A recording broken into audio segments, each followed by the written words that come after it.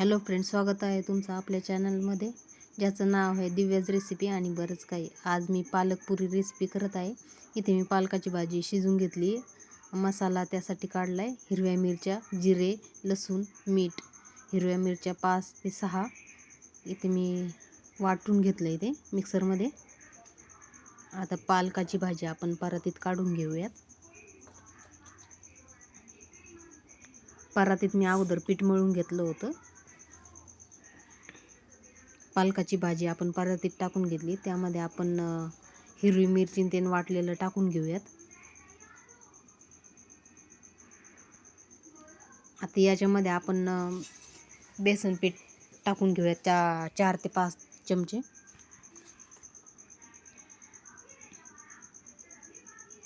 चार ते 5 चमचे मी बेसन पीठ टाकते.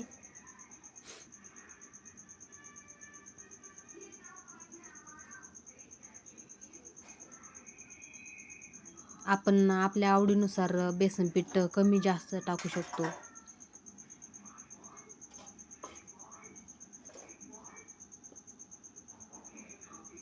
आता यामध्ये मी गव्हाचं पीठ टाकते.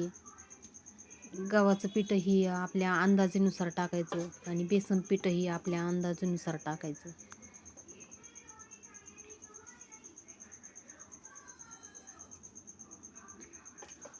भाजीत जेवढं बसेल तेवढं पीठ टाकून घ्यायचं.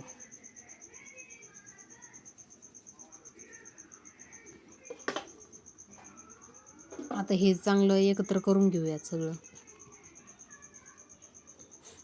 बेसन पीठ, मिरची, भाजी, गव्हाचं पीठ.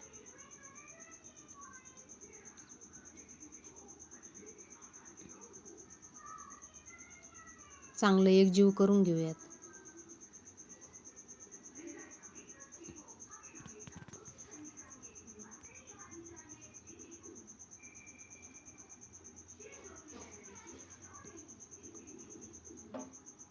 जेवढं भाजीत बसेल तेवढंच पीठ टाकायचं त्याच्यामध्ये. लागलंच तर वरतून थोडंसं आपल्या अंदाजानुसार आपण पाणी टाकायचं, जेवढं लागेल तेवढंच.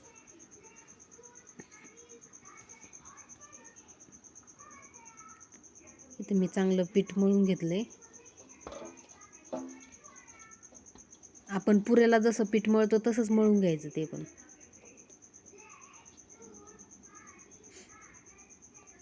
मी तेल गरम होण्यासाठी ठेवले. आता हे पीठ मी एका बाउलमध्ये काढून घेत आहे.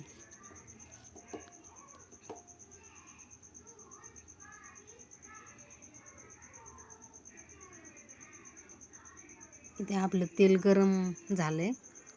त्यामध्ये मी 2-3 पुऱ्या लाटल्यात.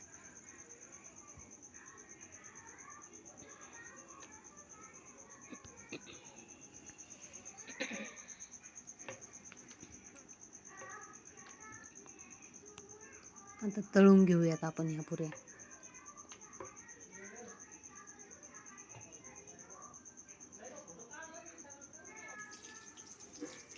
पुरी तेलात टाकल्यानंतर त्या पुरीच्या वरती आपण असं तेल थोडंसं मारायचं, त्यामुळे पुरी अशी फुगती चांगली.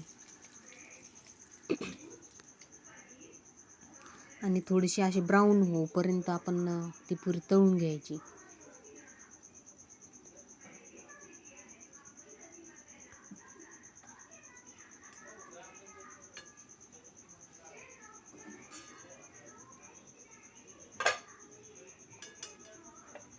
लहान मुलं पालकाची भाजी खात नाहीत, त्यांच्यासाठी खूप चांगली आहे करण्यासाठी.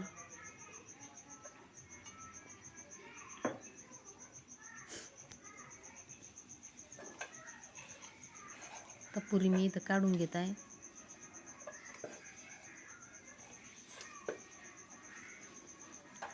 तुम्हाला 2-3 पुऱ्या तळून दाखवते मी.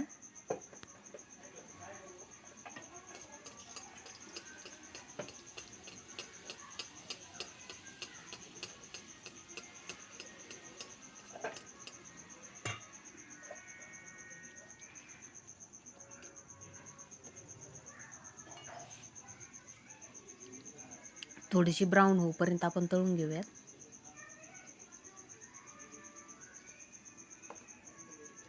लहान मुलं शक्यतो पालकाची भाजी किंवा अशा भाज्या खातच नाही, तर आपण अशा प्रकारे आयडिया करून त्यांना हे खाऊ घालू शकतो.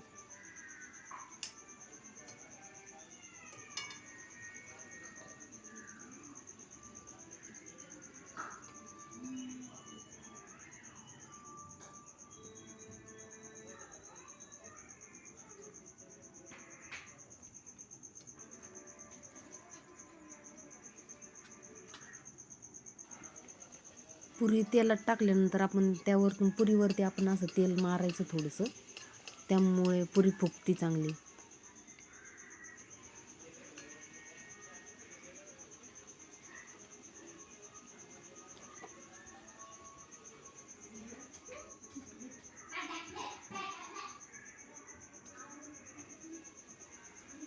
छान अशी ब्राऊन होईपर्यंत आपण पुरी तळून घेऊया.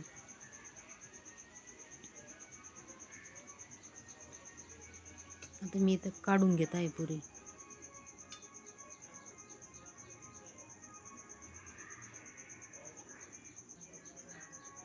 इथे मी 4-5 पुऱ्या तळून घेतल्यात.